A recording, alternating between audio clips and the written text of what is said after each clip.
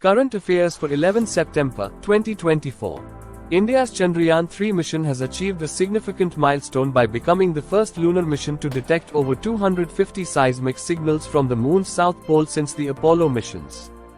NASA has officially approved the launch of the Europa Clipper mission, which is scheduled to take off on October 10, 2024.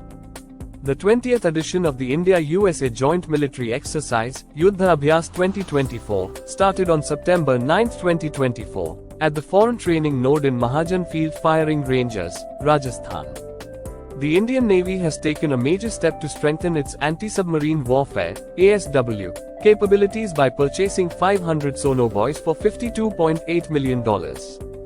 The International Cooperative Alliance (ICA) is set to hold its General Assembly and Global Cooperative Conference in India for the first time in 130 years, from November 25 to 30, 2024.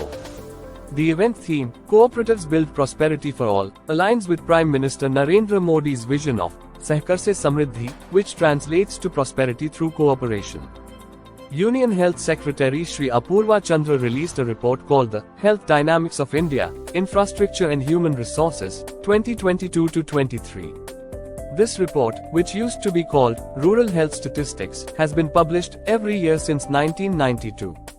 The Africa Urban Forum, (AUF), was held in Addis Ababa from September 4 to 6, 2024, to address the rapid urbanization happening across Africa. Recently, the 5th International Day of Clean Air for Blue Skies, also known as Swachh Vayu Divas, is observed on which day? A. The 1st of September, B. The 5th of September, C. 7 September.